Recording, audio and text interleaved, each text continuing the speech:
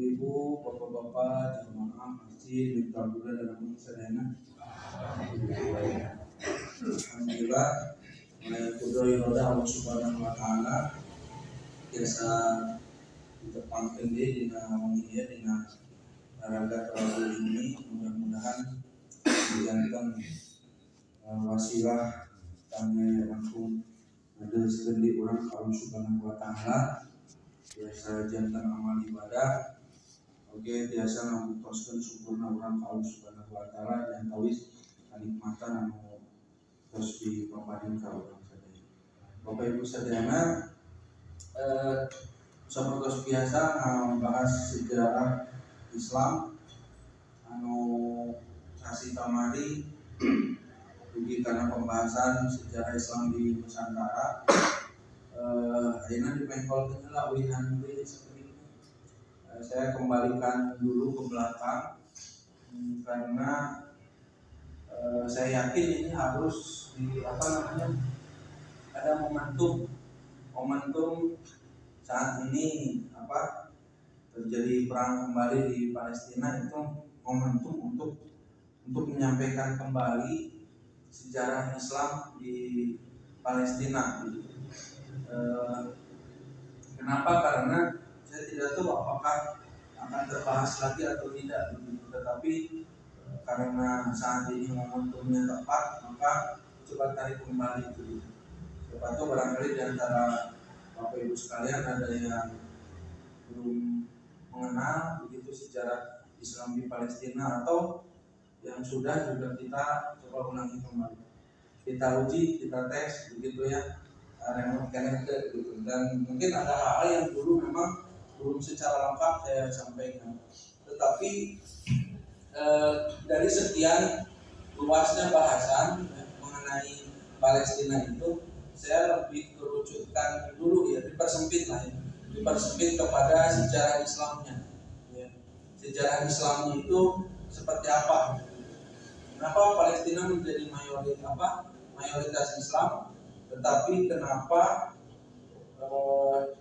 kependudukan sekarang ini dikuasainya oleh Zionis Israel yang beragama Yahudi, dan kenapa negara-negara Islam begitu ya seolah-olah tidak berdaya begitu ya untuk menyelesaikan permasalahan itu.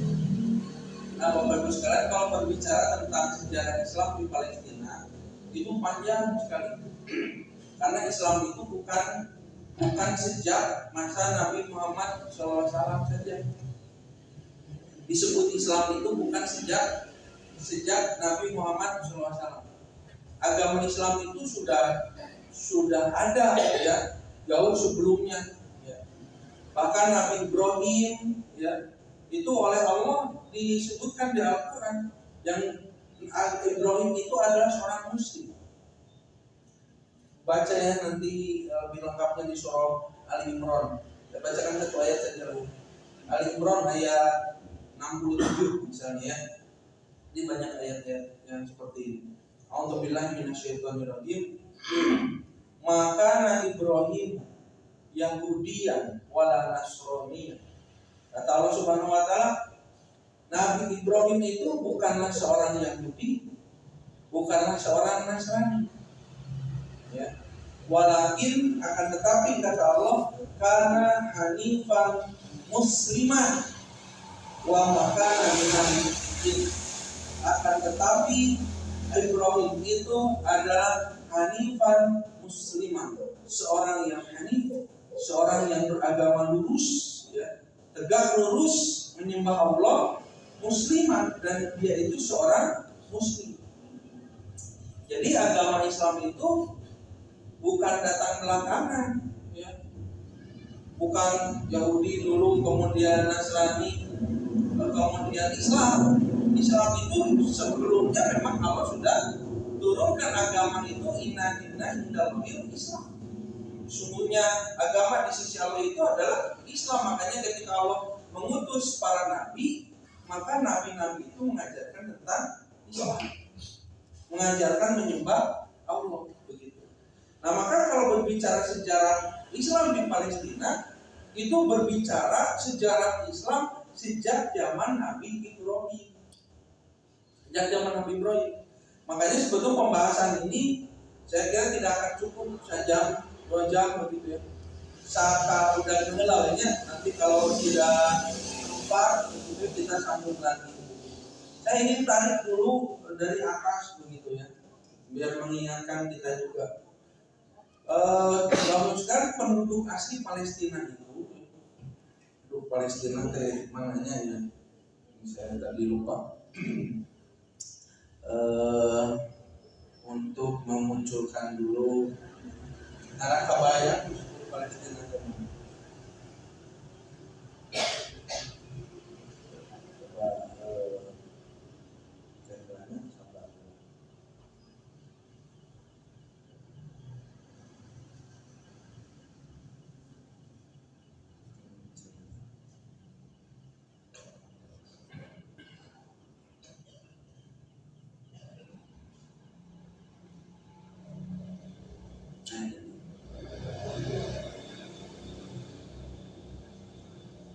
Kita di Indonesia itu tadi Palestina itu di sini. Nah, cuman jangan berharap di peta ada Palestina, mulanya.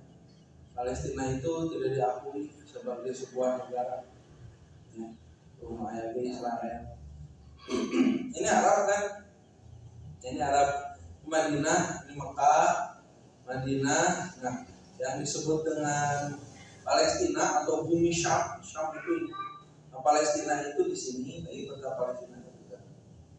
Di sebelah kiri, sebelah barat di sini Mesir, ke sebelah timur Yordania, Irak, begitu ke sebelah selatan Arab, ke atas Eropa, Turki, Eropa. Nah ini kita mulai memperangkat apa? Iya. Di Amerika mana ya? Oh iya jauh. Amerika itu sejauh-jauh ikut campur tinggal di video Amerika. Kapan juga Palestina ngirim IMF, mereka itu sedang mengirim 2 kapal induk besar begitu ya, untuk membantu perang di Israel. Tapi jadi dihalangan betul kita. Sampai jangan tadi kan nabi latihan perang, dia lamun kabau teh yang salah abdi itu. Jadi strategi perang nanti yang terjadi. Nah Inggris itu ya tak. Kenapa saya tunjukkan dulu biar kebayang dulu posisi letak geografis dunia itu seperti apa. Sudah dekat injek kurang mungkinnya minimal kaki kali dunia itu sudah di. Nah ini Inggris di atas ini Inggris, Britania ya, Britania Raya, Inggris, kemudian terhalang oleh Perancis, terhalang oleh Italia, kemudian Yunani, Turki, sampai di sini Palestina. Nah, kenapa saya tunjukkan Inggris? Karena biang keroknya Inggris kan, masalah di Palestina. Biang keroknya Inggris. Nah, ini ya. Sekarang kita berbesar. Nah, ini yang disebut dengan Palestina. Peta Palestina itu dari sini. Nah, yang di pertama tidak ada Palestina, yang ada Israel. Nah, Gaza itu tadi ya, jalur Gaza. Yang sedang perang itu di sini, jalurnya. Sedikit lagi, terkira Palestina itu hanya 15% lagi dari wilayah aslinya. Di sini 2 juta orang di sebelah timur, sebelah selatan Yerusalem, yaitu tepi barat West Bank itu sekitar 3 juta orang. Sebetulnya penduduk asli Palestina itu sekarang itu 14 juta, 2 juta di Gaza, 3 juta di tepi barat. Nah sisanya, berapa sisanya? 9 juta lagi itu tersebar di mana-mana. Tersebar, ada yang masuk ke wilayah, tinggal di wilayah Israel, ada yang ke Arab begitu ya, ke Yordan dan sebagainya, di sekeliling itu tersebar. Jadi kenapa? Karena mereka sudah tidak punya lahan gitu. Jadi penduduk 14 juta ya, yang tinggal di tanah sendiri itu 5 juta, sisanya 9 juta itu terkatung-katung itu terkena pengusiran dari perluasan wilayahnya Israel. Nah, ini yang disebut dengan metafornya. Nah, dulu Bapak Ibu sekalian di sini sejarah awalnya berawal dari Nabi Ibrahim. Jadi Nabi Ibrahim itu hijrah dari sebuah daerah yang bernama Ur. Ur itu daerah wilayah, kalau sekarang itu Irak, dan dari sini daerah Ur. Beliau itu hijrah sampai ke Hebron, ke wilayah Palestina, kemudian sampai ke wilayah Yerusalem, di wilayah Yerusalem di sini. Nah, beliau menikah dengan Sarah. Sudah pernah saya ceritakan ya, tidak punya anak, akhirnya menikah lagi dengan Sarah itu orang Mesir ya. Tidak punya anak, kemudian menikah dengan Hajar, punya anak namanya Ismail. Nah, tapi Ismail dengan Hajar oleh Nabi Ibrahim dari Yerusalem ini dibawa tuh jauh-jauh ke sini, ke Mekah, sekitar 1.200 km ke Mekah di sini, yang sekarang jadi Mekah.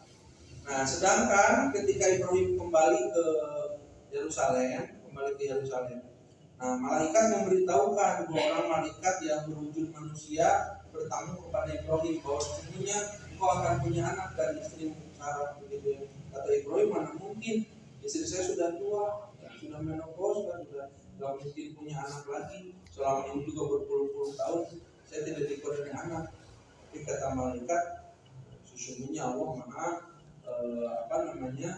maha kuasa atas segala sesuatu. Maka lahirlah putra dari Sarah namanya Ishak. Nah, berawal dari Ishak ini tinggal di sini ya, di wilayah Palestina. Nah, penduduk asli Palestina dulu itu namanya Kan'an. Makanya Ibrahim itu datang ke Kan'an, ke penduduk Kan'an yang ada di Palestina, melahirkan Ishak kemudian tumbuh dewasa, menikah, punya anak. Nah, nama anaknya adalah Yakub, Nabi Yakub.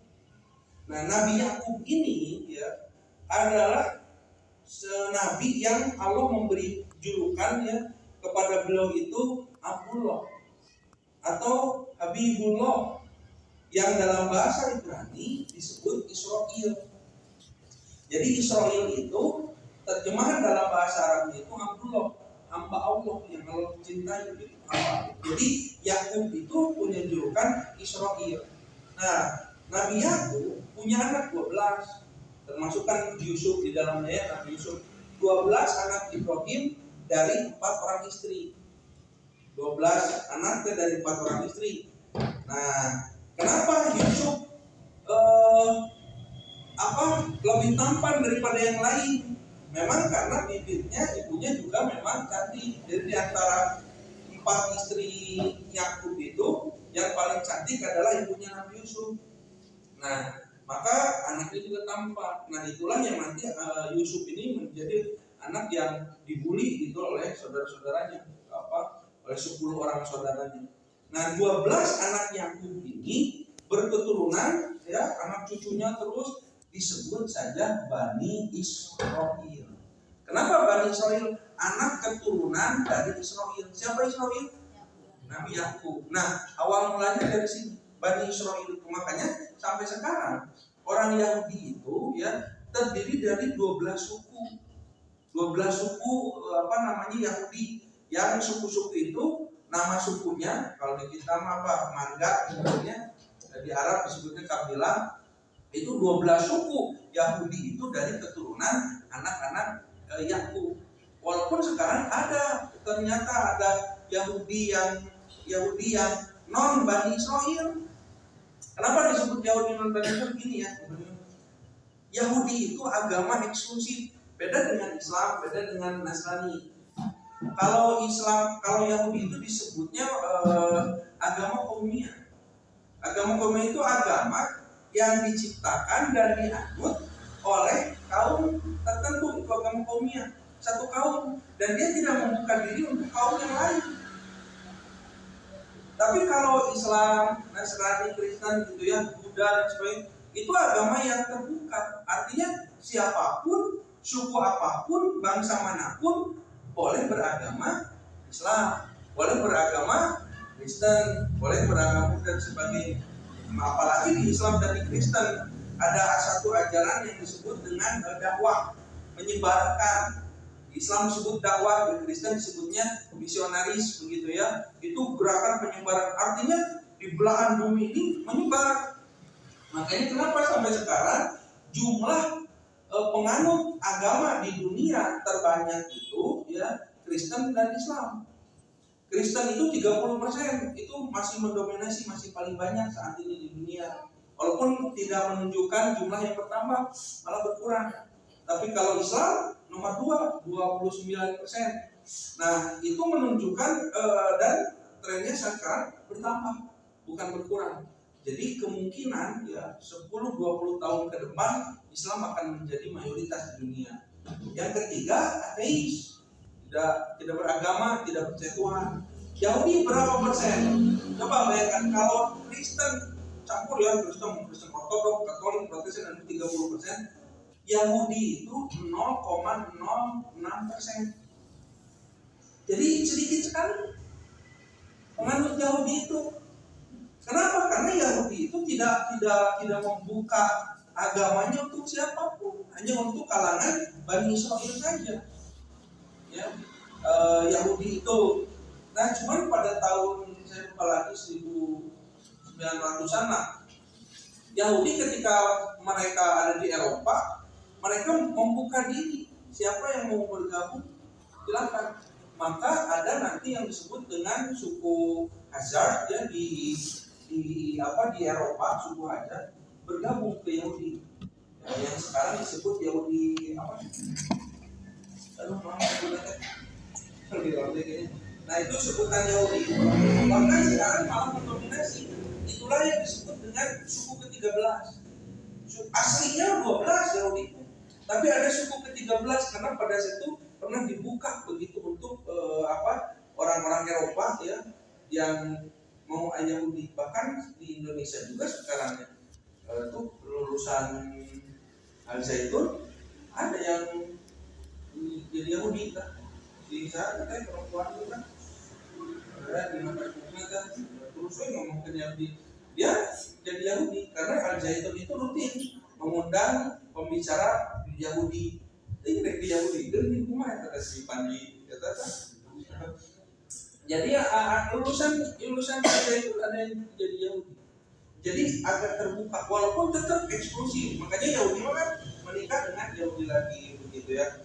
Nah, yang menariknya dari Yahudi itu adalah satu, mereka itu orang-orang pintar, ahli dagang, para pengusaha, pandai mengurus uang begitu ya, dan orang-orang yang mampu untuk mengembangkan ekonomi yang sangat besar. Nah, tapi salah satu praktek dari ekonomi yang terbesar dilakukan oleh Yahudi itu riba. Praktek riba. Makanya ya coba kalau kita lihat sejarahnya, Yahudi ketika mereka nanti dibantai di Palestina ya di Yerusalem oleh orang Romawi, mereka dibunuh oleh orang Romawi dan diusir. Nah, maka pada saat itu mereka berpencar, ada yang ke wilayah Eropa, ada yang ke wilayah Arab. Yang ke Arab mereka berkumpul di mana? Di Yathrib atau sekarang sebutnya Madinah. Makanya kenapa Nabi pernah perang dengan Yahudi, perang Khaybar itu perang besar dengan Yahudi. Yahudi itu punya benteng, dan Yahudi itu penguasa apa coba? Penguasa lahan kurma, gandum, ya. Mereka tuh orang-orang pengusaha hebat, orang-orang kaya. Yahudi orang kaya. Makanya nanti yang sangat berpengaruh menciptakan Zionis, menciptakan negara Israel itu ya. Karena orang-orang Yahudi itu walaupun tidak punya lahan, tidak punya tempat, tidak punya wilayah, tapi mereka kaya raya. Yang tinggal di Swiss, jadi kaya raya di Swiss. Tinggal di wilayah Inggris, kaya raya di Jerman. Sampai akhirnya kan Nazi itu ke Yahudi, sampai terjadi antisemitisme, pembantaian orang-orang Yahudi begitu. Orang-orang kaya. Nah, saya lompat-lompat lah jalan-jalannya. Lompat-lompat Bapak Ibu sekalian, biar saya nyambung nanya. Lalu waktunya akan cukup. Nah ini kalau ada yang pernah dengar Rothschild itu penguasa perbankan dunia. Penguasa perbankan dunia sejak masa Perang Dunia ke-1, dia itu menciptakan bank, membuat bank yang bank ini sangat berpengaruh di Eropa itu. Bahkan negara-negara pada saat perang dunia itu, perang dunia dulu kan perang mengandalkan senjata dan perluasan wilayah. Nah, negara-negara yang terlibat perang dunia itu, mereka kan butuh uang, butuh dana untuk membeli senjata. Ketika mereka perang, mereka butuh senjata, butuh uang, mereka pinjam kemana? Pinjamnya itu kepada orang-orang Yahudi, termasuk Inggris. Makanya kenapa Inggris yang memberikan mandat begitu ya, seharusnya mandat itu mandat pembebasan Palestina ya, tetapi malah memberikan wilayah Palestina kepada Israel, karena Inggris pada saat itu terikat ya sebuah jasa balas jasa ya, karena Inggris dibantu keuangannya oleh Yahudi. Yahudi benar-benar kayak penguasa perbankan dunia itu Yahudi begitu. Orang-orang Yahudi ini Rothschild itu kalau di Eropa mah terkena, bahkan negara itu bisa diatur oleh keluarga ini. Itu yang menikah sama keluarga sendiri. Iya, jadi mereka itu hanya menikah dengan sedarah untuk menjaga kualitas kualitas genetik mereka. Ya, mereka menganggap diri mereka itu hebat, diri mereka itu pintar, cerdas, maka untuk menjaga kualitas genetiknya, mereka tidak menikah dengan orang lain, menikah sedarah, adik kakak menikah. Gitu. Rothschild gitu. Mereka itu penguasa, makanya termasuk presiden Amerika ya. Kenapa Amerika selalu mendukung Israel? Karena calon presiden Amerika sebelum dia diangkat jadi presiden begitu ya, mereka itu pidato, calon presiden ini pidato di depan para Yahudi, menyampaikan komitmennya untuk membela. Karena kalau tidak mau jadi presiden. Presiden Amerika tidak akan jadi presiden Amerika kalau mereka gitu ya tidak berkomitmen kepada orang-orang Israel, termasuk di Inggris. Jadi penguasa uang itu bukan negara, swasta, ini keluarga penguasa. Inilah mereka inilah yang nanti diberikan oleh ini Perdana Menteri Inggris dulu, yang kalau penjajahan Palestina, deklarasi Balfour, dia itu namanya Arthur Balfour, Perdana Menteri Inggris dulu ya, dia yang kemudian menyampaikan dalam deklarasinya, atau perlu diterjemahkannya original, intinya adalah mendukung ya pendirian negara Yahudi ya, di atas tanah Palestina. Kenapa? Dia yang pada saat itu tiba-tiba memberikan sebuah penyerahan tanah Palestina kepada Yahudi. Memangnya siapa dia? Karena pada saat itu Inggris berada di bawah jajahan Palestina berada di bawah penjajahan Inggris. Di bawah penjajahan Inggris pada Perang Dunia I. Kenapa? Karena Perang Dunia I itu melibatkan dua kan, kubu sekutu dan kubu sentral ya. Dari kubu sekutu itu ada Inggris ya, kemudian kalau di kubu sentral itu Jerman, termasuk melibatkan diri Turki Utsmani. Nah, Turki itu pada sebagai penguasa di wilayah Palestina, Turki Ottoman kalah di Perang Dunia I sama Jerman, kalah begitu. Maka karena kalah, maka dibuatlah oleh para pemenang ya, Amerika, Inggris, itu yang disebut dengan Liga Bangsa-Bangsa. Sebelum jadi PBB nantinya ya, dulunya disebut Liga Bangsa begitu. Nah, Liga Bangsa-Bangsa ini menetapkan mandat itu apa ya? Penyerahan tanah-tanah negara yang kalah perang. Seperti dulu Indonesia, kemarin nyambung ya, Belanda kemarin. Belanda kan menjajah Indonesia, bagus kan ya? Belanda kalah di Perang Dunia di Eropa. Maka akibatnya Belanda harus menyerahkan tanah jajahannya kepada Inggris. Karena Inggris menang. Makanya kenapa Indonesia itu sempat dijajah Inggris? Karena Belanda kalah Perang Dunia. Serahkan kepada Inggris. Maka ketika kemarin kita membahas Islam di Yogyakarta, Amangkubuwono itu Pangeran Diponegoro gitu. Itu kan Inggris sempat mengambil. Kenapa? Karena wilayah jajahan yang kalah dari Perang Dunia itu diberikan kepada pemenang. Nah, Palestina itu wilayah Islam, Daulah Turki Utsmani. Tapi karena Turki Utsmani kalah, maka daerah Turki Utsmani itu dibagi-bagi pada saat itu, termasuk wilayah Palestina. Nah, wilayah Palestina diserahkan kepada Inggris. Oleh Inggris diserahkan kepada Israel. Maka Israel ya sampai sekarang ini adalah negara yang diakui oleh PBB. Palestina itu tidak diakui. Jadi penduduk asli Palestina sampai sekarang itu begitu ya tidak diakui oleh pemerintah oleh PBB sebagai sebuah negara berdaulat. Makanya tidak ada negara Palestina. Yang ada juga Gaza. Kalian tetap tadi ya. Gaza di barat, Palestina tidak diakui. Itu berawal dari situ, dari gambar makanya dari situlah ini istilahnya peperangan yang tidak akan pernah berhenti itu terjadi awalnya di sini di Balfour gitu, deklarasi Balfour.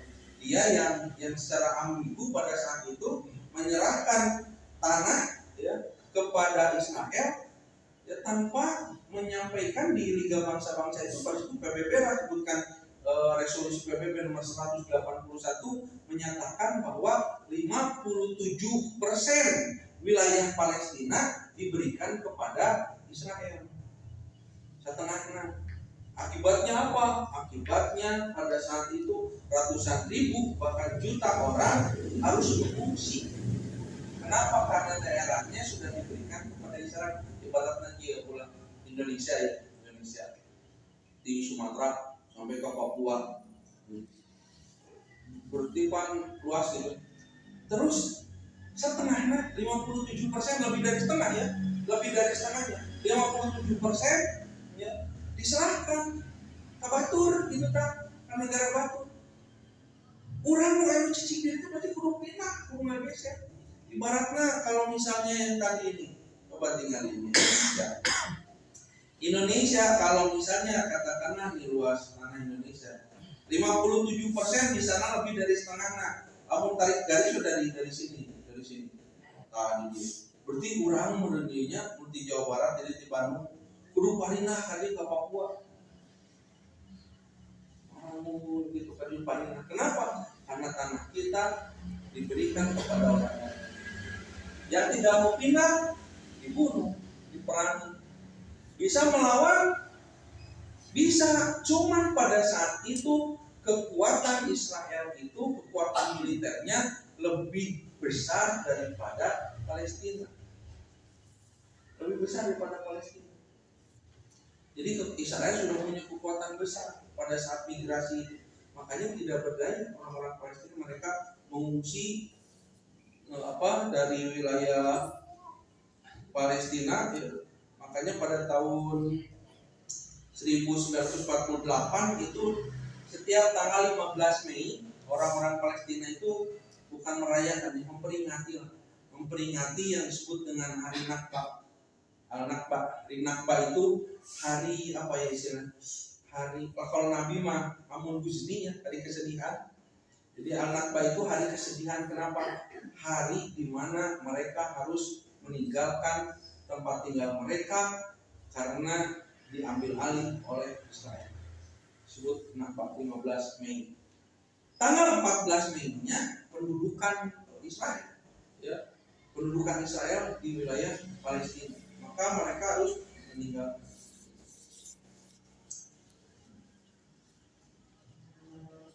Nah ini kan perjalanan panjang. Ini yang kuning itu Palestina. Terus mulai berdatangan orang Yahudi sedikit-sedikit gitu ya. Mereka bermigrasi. Kemudian, nah ini akibat dari deklarasi Balfour itu ini 57%. Tapi kenapa terus sampai meluas sampai habis jadi dibalik tuh. Jadi menjadi Israel yang menguasai. Di sini terjadi perang terus-terusan digeser pantai geser gitu. Nah sejarah panjangnya berawal dari ini tuh. Jadi saya lompat-lompatnya kembali lagi ke sini ya. Oke, sambung lagi ke ini. Bagusnya gini. Nabi Yakub tadi kan melahirkan 12 anak berketurunan 12 anaknya itu disebut Bani Israel. Nah, Bani Israel itu pernah mereka itu menjadi jajahannya Mesir, Fir'aun. Makanya Bani Israel itu jadi budak-budaknya Fir'aun, dihamba saya, budak belian. Nah, tapi ketika Bani Israel dijajah, diperbudak oleh Fir'aun, masa Fir'aun ini lahir Nabi Musa. Ini nyambung ke masa Nabi Musa. Nabi Musa diutus oleh Allah untuk membebaskan Bani Israel dari Fir'aun, lalu mengembalikan akidah Bani Israel sehingga kembali menyembah Allah yang tadinya Bismillahirrahmanirrahim kamanawai. Maka pada masa Nabi Musa kembali lagi Musa menang, Fir'aun kalah, singkat cerita seperti itu. Kemudian dibawalah pergi. Nah, ingat pada situ peristiwa pengejaran Fir'aun, Nabi Musa membawa kaumnya, nah itu kaumnya itu Bani Israel. Dikejar oleh Fir'aun, tapi kemudian Fir'aun dibinasakan dengan dibelahnya lautan dan sebagainya. Nah, dari situ kemudian Nabi Musa ditanya oleh Bani Israel, nah, kita akan kemana? Kita akan kemana? Maka kata Nabi Musa, dikatakan bahwa kita akan pergi ke tanah yang dijanjikan oleh Allah. Tanah yang dijanjikan oleh Allah ya kepada Bani Israel ketika Bani Israel beriman kepada kembali kepada agama Allah. Jadi kamu dari Islam tadi itu nyembah Allah begitu. Kan Bani Israel itu kan pencol-pencol. Dulu ketika pernah ditinggalkan oleh Nabi Musa, dititipkan oleh Nabi Musa kepada Nabi Harun. Harun kan kakaknya Nabi Musa. Ini apa ya umat ya Bani Israel gitu ya. Saya pergi dulu kan Nabi Musa itu dari Mesir pergi. Kenapa? Mengasingkan diri dulu karena ada kasus dulu terjadi pembunuhan secara tidak sengaja ya. Kalau mau diceritakan penyakit terbajamannya jika cerita orang ditinggalkan saja. Pas begitu Nabi Musa pulang, apa yang terjadi? Bani Israel menyembah berhala. Karena siapa pengaruhnya di Samiri di Al-Quran ada Samiri ya. Baca nanti di Al-Quran ada nama orang namanya Samiri. Dia yang memberikan pengaruh sampai Bani Israel tadinya menyembah Allah jadi menyembah dari patung Samiri. Maka Nabi Harun pada saat itu sampai dijawab oleh Nabi Musa, lanjut Nabi Musa, galak-galak kan Nabi Musa. Nabi Harun mah delay gitu kan. Tapi kalau ngomong jelas bisa dipahami. Kalau Nabi Musa mah ngomong rada balelo, tapi sahabat kagum gablok itu tanya Nabi Musa. Coba dijawab, kenapa aku tinggalkan titipkan kepadamu begitu ya? Sekarang malah mereka menyembah lagi selain Allah begitu. Ya kemarin itu udah Bani Israel mungkin. Kau nonton, kau berarti di Nabi itu begitu. Nah makanya pada saat itu diajak lagi oleh Nabi Musa sampai Nabi Musa mengatakan kita pergi ke tanah yang dijanjikan. Ayo mau diajak ke Yerusalem. Bani Israel, nah diajak kadinya Nabi itu. Di Yerusalem kan tidak ada apa-apa begitu ya. Mereka tidak mau membangkang lagi. Akhirnya oleh Nabi Musa mereka ditinggalkan sampai akhirnya mereka terkatung-katung 40 tahun. Itu di Al-Quran diceritakan peristiwa itu. Terkatung-katung di padang pasir 40 tahun sampai nanti diutuslah oleh Allah Nabi yang bernama Yusha bin Nun. Nah, nanti baca lagi ya, Yusha bin Nun. Mereka lah nanti yang membawa Bani Israel sampai akhir Bani Israel mau. Jadi Nabi Musa malah digalakkan embung ke Yusha bin Nun, kemudian berhasil dibawa ke wilayah Palestina lagi. Di Palestina di situ ada pendudukan Antea. Jadi tinggal saja di situ, kata Yusha bin Nun, kita tinggal di tempat itu saja. Begitu tinggal di tempat itu, kemudian akhirnya Bani Israel tinggal di situ sampai akhirnya mereka mengatakan, jadikanlah untuk kami raja agar kami ini jelas pemimpinnya siapa, Bani Israel itu. Maka pada saat itu ya tumbuh besarlah seorang yang bernama Daud, yang nanti jadi Nabi Daud. Allah mengutus Nabi Daud. Maka Nabi Daud pada saat itu mendirikan kerajaan, ya, mendirikan kerajaan setelah perang diberikan oleh Jalut, mendirikan kerajaan di Yerusalem. Di Yerusalem ya. Di situ Nabi Daud mendirikan kerajaan. Nabi Daud sebelum meninggal mewariskan kerajaannya kepada putranya Nabi Sulaiman. Terus akhirnya teh kerajaan bahkan besarkan oleh Nabi Daud meninggal, maka Nabi Sulaiman pada saat itu berkuasa di Yerusalem. Bahkan kekuasaan Nabi Sulaiman pernah berdoa, itu ada di Al-Quran di surah Al-Imran. Jadi kata Nabi Sulaiman bahwa ya Allah, jadikanlah kerajaan bagiku begitu ya, yang tidak pernah engkau berikan kerajaan ini kepada orang sebelumku atau sesudahku. Jadi kerajaan pengjaya-jaya begitu ya. Maka dikabulkan. Maka Nabi Sulaiman bahkan diberikan kekuatan, bisa berkomunikasi dengan jin, bisa berbicara dengan binatang, bisa membangun istana yang megah begitu. Bahkan Nabi Sulaiman lah yang pertama kali membangun yang disebut dengan Baitul Maqdis, Masjidil Aqsa, itu Nabi Sulaiman yang membangun. Ketika Nabi Muhammad ditanya oleh para sahabat, ya Rasulullah, rumah Allah manakah yang pertama kali dibangun? Maka Allah menjawab, Baitullah, ya, Mekah di Ka'bah, di Masjidil Haram. Kemudian yang kedua adalah Masjidil Aqsa. Masjidil Aqsa. Jadi pertama kali dibangun Baitullah. Nabi Ibrahim mendirikan Ka'bah gitu ya dengan Nabi Ismail. Nah, sekian ratus tahun berikutnya dibangun oleh Nabi Sulaiman Masjidil Aqsa. Masjidil Aqsa. Nah, Masjidil Aqsa sejak dulu ya dijadikan sebagai kiblat ya, ibadahnya kaum muslimin sebelum Nabi Muhammad, bahkan pada masa Nabi Muhammad sebagian waktunya. Nah, pada saat itu Nabi Sulaiman memimpin Bani Israel. Bani Israel masih muslim pada saat itu, masih menyembah Allah.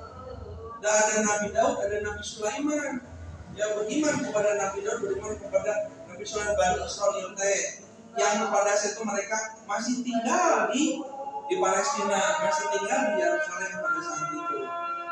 Sepeninggal Nabi Sulaiman, ini masalahnya Nabi Sulaiman itu tidak mewariskan kerajaan kepada siapapun. Bahkan orang-orang kan tidak menyadari meninggalnya Nabi Sulaiman. Baca kisahnya Nabi Sulaiman, belum meninggal dalam keadaan orang-orang tidak tahu beliau itu meninggal, duduk di atas singgasananya. Orang-orang baru sadar ketika sebagian dari kursi yang diduduki oleh Nabi Sulaiman patah karena dimakan mayat. Beberapa karena ketinggalan dulu Nabi Sulaiman semangat. Namanya kursi dimakan mayat itu kan bukan sekali dua kali. Tapi kenapa Nabi Sulaiman meninggal orang-orang tidak tahu? Karena jasadnya Nabi itu tidak membusuk. Kan Allah menjamin jasadnya Nabi itu tidak membusuk. Jasad para Nabi dikubur tidak membusuk. Bahkan makanya Nabi Sulaiman ketika meninggal lama tidak membusuk. Baru ketahuan itu ketika patah kursinya begitu. Lalu kemudian selanjutnya kerajaan itu hancur, kerajaan Nabi Sulaiman. Karena kan doa Nabi Sulaiman tidak diberikan kekuasaan setelahku begitu. Nah, dari situlah Bani Israel tidak punya pemimpin lagi, tidak punya nabi. Nah, apa yang terjadi puluhan tahun berikutnya? Bani Israel ini sesat deui. Jadi wataknya begitu. Jadi tekau karek dilempeng ekol deui.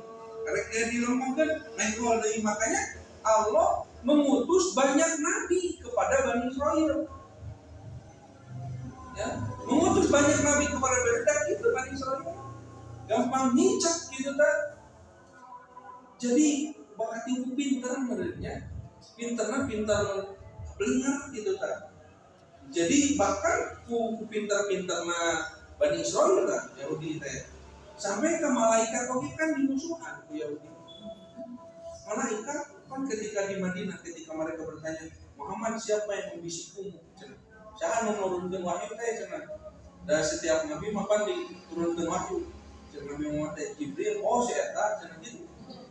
Saya tak seperti baheula ge teh musuh atuh. Dari dulu juga musuh malaikat kan. Itu ada di hadis gitu ya. Dari dulu Jibril itu musuh kami. Jadi Bani Israil setelah Nabi Sulaiman wafat dan sebagainya, maka mereka menciptakan agama baru tadi yang Yahudi. Ya. Mereka menciptakan agama baru, ajaran yang mereka ciptakan, agama yang mereka anut, agama yang eksklusif, agama yang hanya dianut oleh Bani Israil, apa? Yaitu agama Yahudi tahun 980 sebelum Masehi. Sebelum Masehi itu artinya sebelum turun Nabi Isa. Yahudi. Jadi sudah tidak menyembah Allah. Sudah menyimpang. Mereka membuat agama baru, agama eksklusif Yahudi. Mereka tinggal di mana? Tinggal di Yerusalem. Mereka tinggal, ya, berbaur dengan orang-orang di Palestina pada saat itu. Bani Israil itu. Nah, maka tapi tetap mereka itu karena apa ya? Mereka itu komunitas Yahudi Bani Israil, jumlahnya tidak mendominasi Palestina, begitu. Mereka hanya bagian yang ada di wilayah Yerusalem, bagian orang-orang yang ada di situ. Nah, singkat cerita, maka lahirlah Nabi Isa. Yang Nabi Isa dulu. Sebelum Allah mengutus Nabi Zakaria dari kalangan Bani Israil, lahir dari keturunan mereka, kemudian lahirlah Nabi Zakaria. Nabi Zakaria diangkat jadi nabi. Allah perintahkan kepada Nabi Zakaria untuk apa? Meluruskan kembali akidah Bani Israil. Yahudi tetaya dibenarkan deui ka Islam deui gitu dah. Ka Islam deui. Apa yang terjadi? Bukannya mereka menurut, malah Nabi Zakaria dibunuh oleh mereka. Nabi Zakaria kan dibunuh. Nabi Zakaria nanti punya anak nanti kemudian ada nabi-nabi selanjutnya, Nabi Yahya gitu kan. Kemudian dari Zakaria itu keluarganya Imron, terus ke Maryam punya anak namanya Isa. Jadi diutus kepada Bani Israil, kepada orang Yahudi, Nabi Zakaria dibunuh. Diutus Nabi Yahya digergaji kan? Nabi Yahya itu digergaji oleh orang Yahudi. Diutus Nabi Isa dikumahakan disalib. Nabi Isa disalib. Versi Nasrani Nabi Isa meninggal, kemudian dikubur di satu tempat di Yerusalem yang sekarang itu disebut Makom Kudus. Nah makanya kan kenapa di Yerusalem itu sekarang di Palestina kayak di Yerusalem ada 3 situs suci tiga situs suci agama. Kalau Islam Masjidil Aqsa, kalau Yahudi mah dinding ratapan ya. Dulu dinding ratapan itu panjang sekitar 460 kilo, sekarang cuma tinggal 60 kilo begitu. 60 meter dinding ratapan. Terus yang ketiga adalah makam kudus. Makam kudus itu diyakini oleh orang-orang Nasrani, disitulah dimakamkannya jasad Nabi Isa. Kalau versi Islam kan di Islam Allah diangkat, jadi masih hidup Nabi Isa, hanya diangkat ke langit di Sion yang nanti di akhir zaman akan diturunkan kembali Nabi Isa. Itu dalam Islam. Kalau dalam Kristen begitu ya, setelah disalib oleh orang-orang Yahudi, kemudian dikuburkan di Yerusalem. Nah, jadi orang Yahudi itu membunuh nabi-nabi mereka. Di Al-Quran disebutkan mereka Yahudi itu membunuh nabi-nabi mereka sendiri. Nah, singkat cerita, Palestina itu, Palestina yang tadi, Palestina. Pada saat itu, zaman itu adalah zaman kekuasaan yang besar itu ada di dua kejayaan besar, 2 kerajaan besar, yaitu Romawi dan Persia. Romawi dan Persia. Kalau Persia itu menaik wilayah Iran, Irak itu wilayahnya Persia. Kalau Romawi dari sini nih, wilayah Eropa itu Romawi sampai ke wilayah Turki. Dulu itu termasuk jajahannya Romawi. Nah, di Palestina di sini tadi ini terjadi perebutan kekuasaan. Persia nyerang, ngejajah. Setelah Persia datang, Romawi terjadi perang. Nah, sampai singkat cerita, Romawi itu akhirnya menguasai wilayah Persia, wilayah Palestina. Palestina itu dijajah oleh Romawi. Karena di Palestina itu ada orang Yahudi, sedangkan orang Romawi, agama orang Romawi itu adalah agama penyembah dewa dari ajarannya Yunani. Tapi ketika mereka mengenal agama Kristen, maka Romawi menjadikan agama Kristen itu sebagai agama resmi Romawi Timur, atau masuk membawa agama Kristen. Tapi Kristen yang mana? Kristen yang 350 tahun setelah wafatnya Nabi Isa. Saya nanya, Nabi Isa ngajarkan agama naon? Apa yang diajarkan Nabi Isa? Kristen, Nasrani, Islam. Walaupun Nabi Isa itu kan menjadi nabi itu tidak lama, cuma 3 tahun. Nabi Muhammad berapa lama? 23 tahun. Nabi Muhammad itu 63 tahun, 40 tahun jadi nabi, berarti 23 tahun. Nabi Isa cuma 3 tahun. Nabi Isa itu usia 30 tahun menjadi nabi, usia 33 tahun diangkat oleh Allah Subhanahu. Jadi cuma 3 tahun jadi nabi. Membawa kitab Injil, diajarkan Injil terus 350 tahun ya. Injil atau ajaran yang dibawa oleh Nabi Isa dirusak oleh siapa? Oleh orang Romawi. Jadi orang Romawi itu beriman kepada Nabi Isa, tapi mereka merubah sistem agama. Jadi agama nanti sebetulnya kreatif. Makanya kenapa di Al-Fatihah akan disebut ghairil maghdubi alaihim waladdallin. Dolin teh, Nasrani dolin teh. Namun disebut dolin teh sesat, kreatif. Dolin teh artinya teh kreatif dinu akidah, kreatif dinu agama. Jadi kudu nama agama teh ya lempang. Dikian sadik di roba-roba. Tapi malah jadi nyimpang, jadi gede. Apa kreativitas mereka? Kreativitas mereka menjadikan bahwa yang disembah itu bukan hanya Allah, bahkan Nabi Isa dianggap oleh mereka sebagai Tuhan. Eta kreatifnya orang Kristen teh.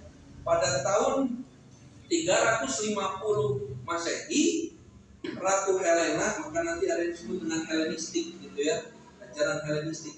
Ratu Helena, kemudian anaknya Kaisar Dikianus di Romawi, kemudian pendetanya uskup siapa? Paulus, isi Paulus, mimpian kerok agama Nasrani, agama Kristen. 3 orang ini begitu ya merumuskan konsep agama baru. Apa konsep agama baru yang mereka yakini? Mereka meyakini bahwa Isa itu atau yang mereka sebut Yesus begitu ya adalah Tuhan. Artinya gitu. Yesus adalah Tuhan. Nah, sampai mereka sendiri setelah sekian puluh tahun mikir deui ya sebenarnya lamun Yesus itu Tuhan, Isa itu Tuhan. Kalau Yesus itu Tuhan, lalu Abraham siapa Tuhannya? Abraham itu Ibrahim. Kan sebutan kita roba Ibrahim jadi Abraham, Isa jadi Yesus, Musa jadi Moses, Jibril jadi Gabriel gitu, Mikael jadi Michael, kan gitu sebutannya. Nah, mereka siapa kalau begitu Tuhannya Abraham? Tuh ganti di konsepnya, maka diganti konsepnya menjadi apa? Bahwa Isa itu bukan Tuhan, Isa itu anak Tuhan gitu. Jadi anak Tuhan, jadi akhirnya muncul Trinitas, Tuhan Bapa, Tuhan Ibu, Tuhan Anak, Tuhan Bapa, Allah yang disebut. Ya sebenarnya Allah itu teh, kan ya gitu salah kaprah dinu agama kreatif teh. Jadi Isa jadi anak Tuhan, jadi Maria itu jadi Iya, jadi Tuhan itu. Nah ketika agama Nasrani atau Kristen ini dianut dan diresmikan oleh Romawi, apa yang terjadi dengan orang Yahudi yang tinggal di situ? Maka ketika mereka tahu kelakuan Yahudi, orang Romawi kemudian membunuh orang Romawi membunuh orang-orang Yahudi, dan mereka diusir dari Yerusalem. Dari Palestina diusir orang Yahudi.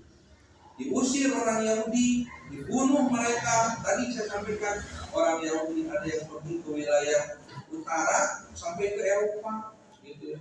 Ada yang ke wilayah selatan ke Arab, ke Yasrib, ke Madinah.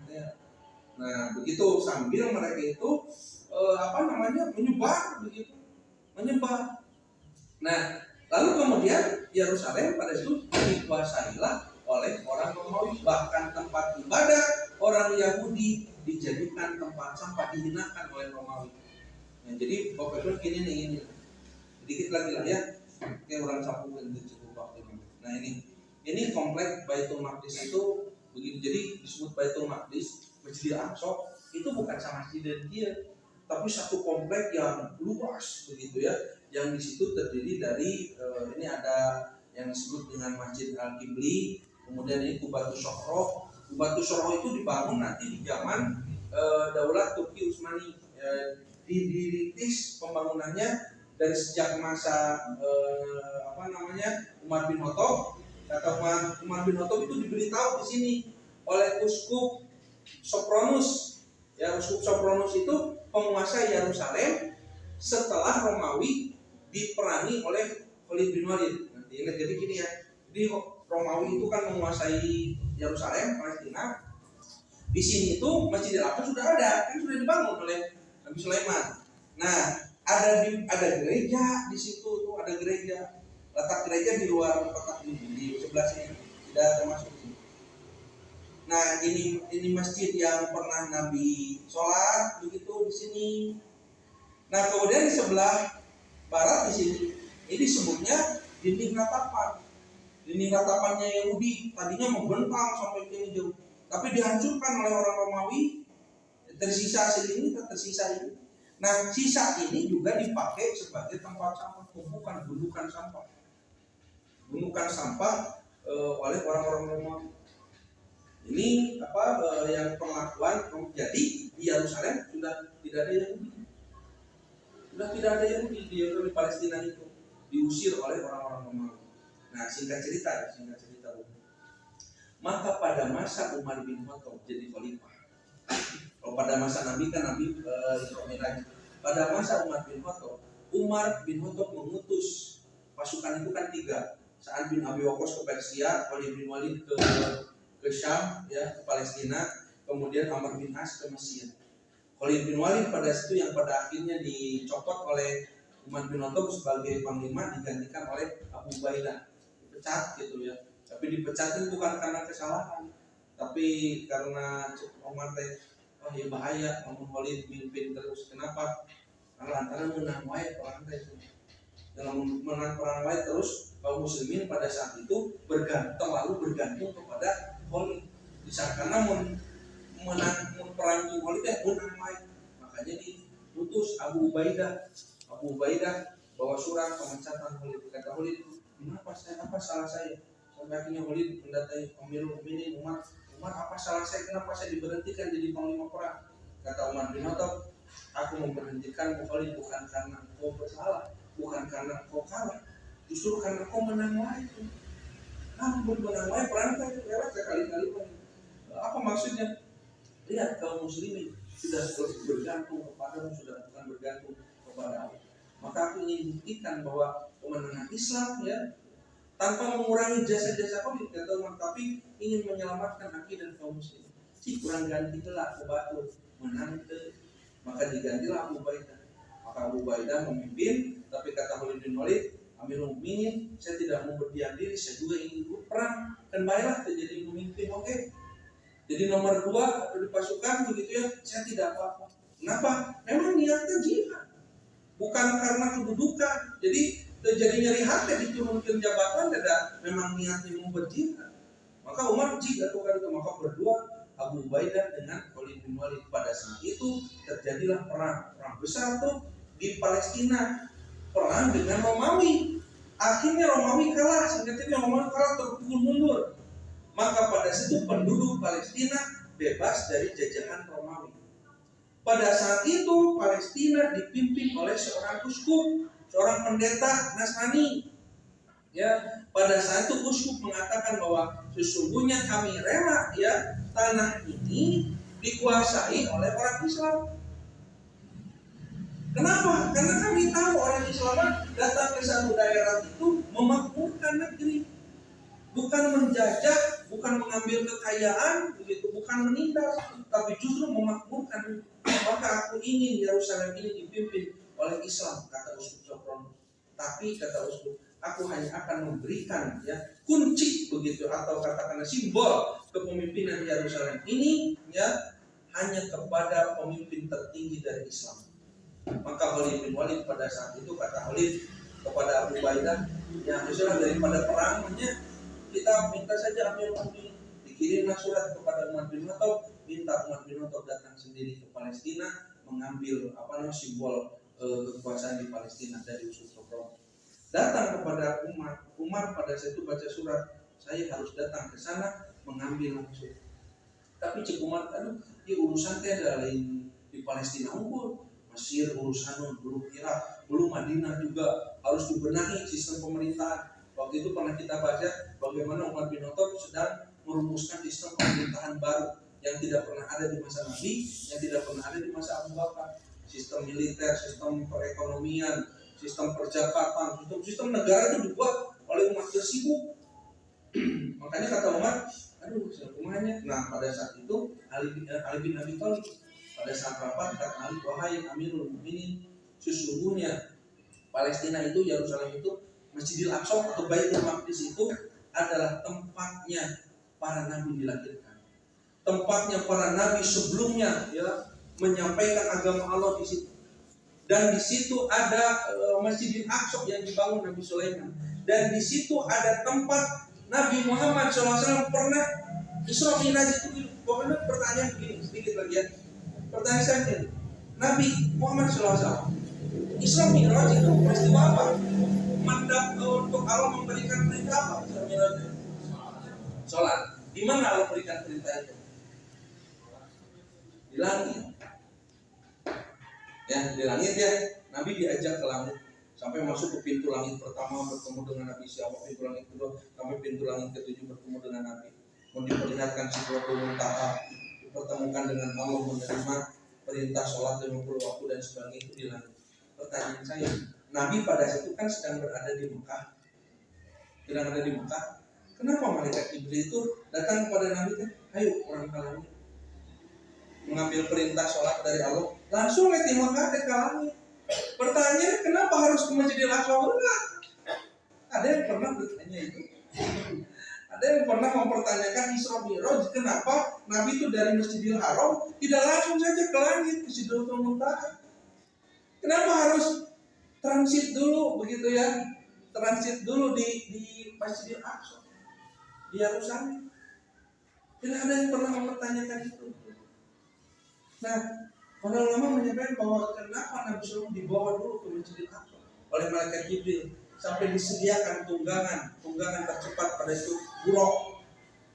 Dan langit nama naik buruk.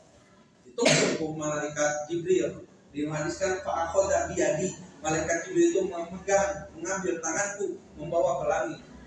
Naik buruk, mati Masjidil Haram ke Masjidil Aqsa. Belesok itu naik buruk sampai begitu Nabi.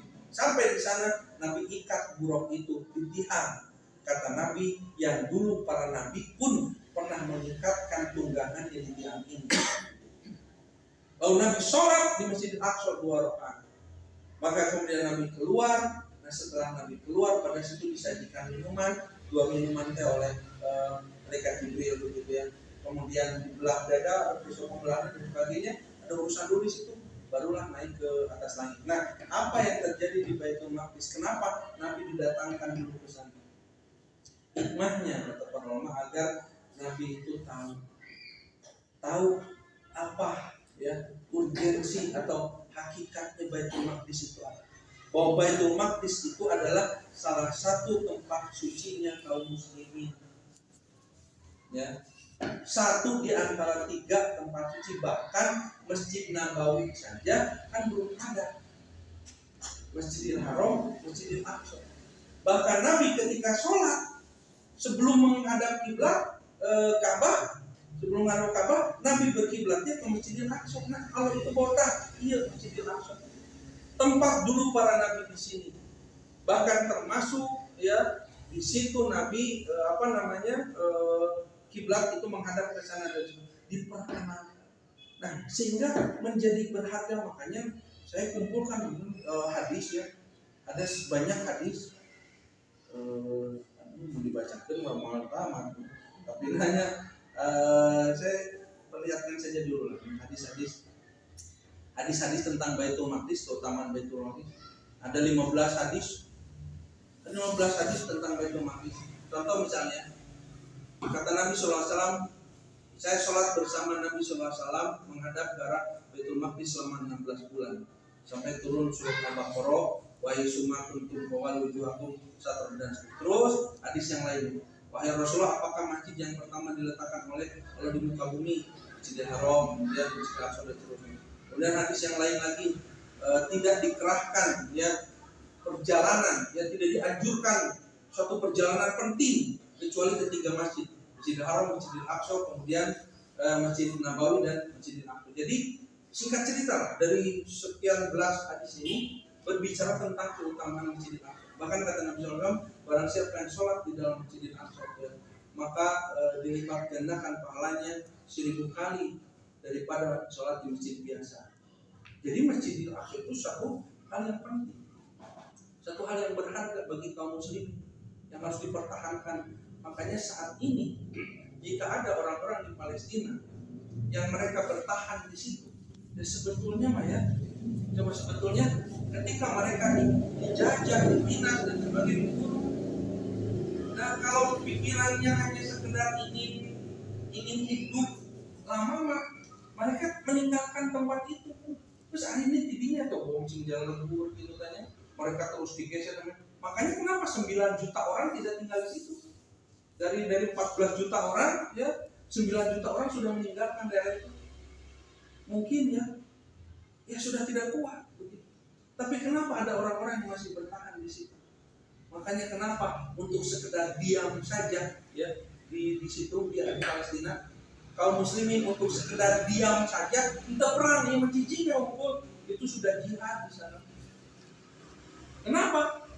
Mereka mempertahankan salah satu ya Al-Bait, ya Baitul Maqdis, Baitul Al-Quds ya. Dan kalau mereka pergi, ini sebenarnya kapan ke Israel? Tapi mereka dengan kekuatan, dengan jumlah yang sekarang ada, bertahan sampai titik darah penghabisan begitu. Sampai titik darah penghabisan. Makanya kalau kita berbicara tentang Hamas gitu, nanti saya bahas Hamas, tuduhan-tuduhan kepada Hamas,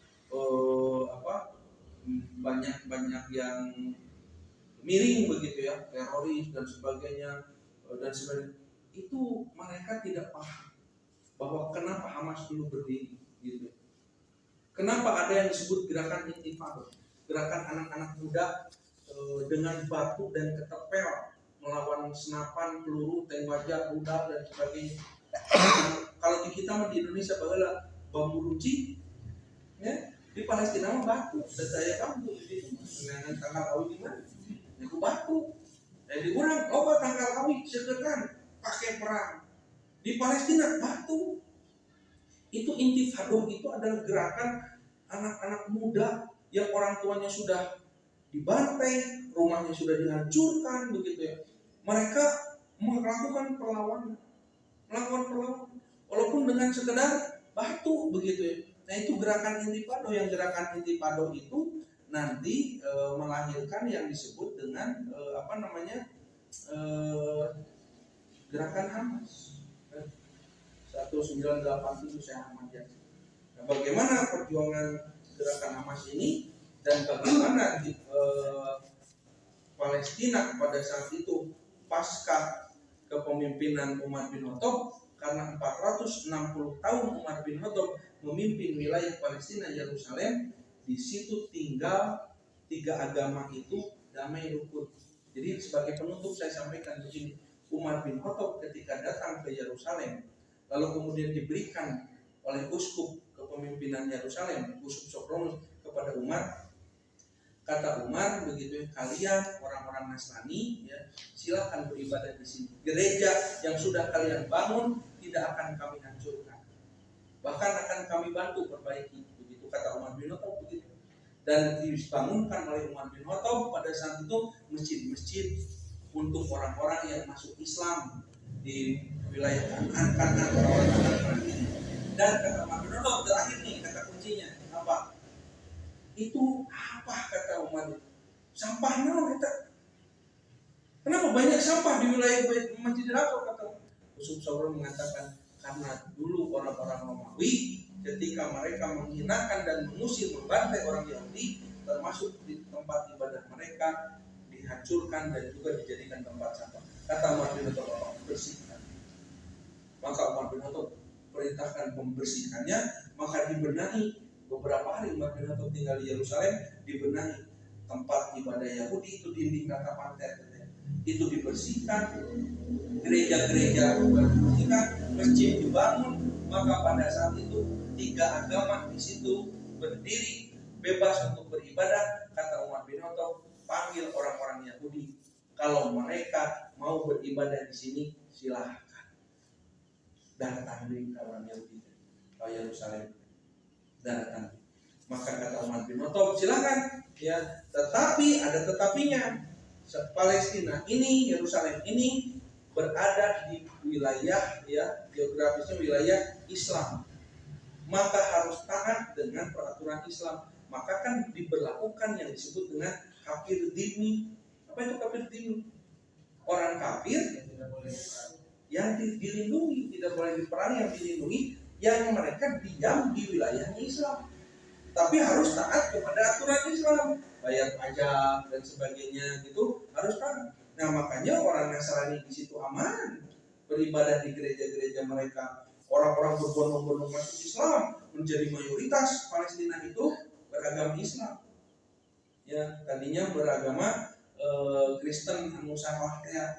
Orang Yahudi yang sudah berpencar jauh datang deui, walaupun dengan jumlah yang sedikit. Kenapa? Karena sebagian besar mereka tinggal tersebar di wilayah Eropa. Mereka lebih senang di wilayah Eropa berbisnis dan sebagainya. Tapi kalau mereka mau ibadah, mereka datang ke Yerusalem. 460 tahun aman, tidak ada perang, tidak ada pembantaian, tidak ada apa, aman di bawah kepemimpinan Islam.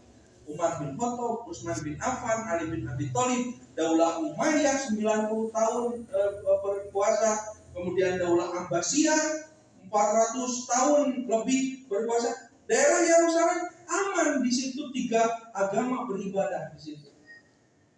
Begitu. Jadi mulai munculnya perang kapan? Yang nanti kita bahas pada pertemuan yang akan datang kalau misalnya momentumnya masih pas ya, karena disitulah nanti justru selepas Islam lah mulai pada satu ketika kaum muslimin begitu ya, Islam pada situ sudah tidak mengelola di wilayah Palestina, tadinya dicaplok oleh Inggris, maka mulailah di situ yang kerok terjadi pertikaian yang itu gara-gara orang Inggris, gara-gara deklarasi Balfournya. Raja Arthur Perdana Menteri Inggris Arthur Balfour itu. Padahal di masa Islam aman kita yang direkaninya Kristen. Tapi begitu datang Inggris ya, sudah bukan urusan lagi di situ sudah terjadi yang namanya pendudukan, penjajahan orang-orang Islam. Nah demikian dulu Bapak Ibu yang bisa disampaikan. Sementara ini nanti kita lanjutkan ya bahas ini. Demikian aku melihat Assalamualaikum warahmatullahi wabarakatuh.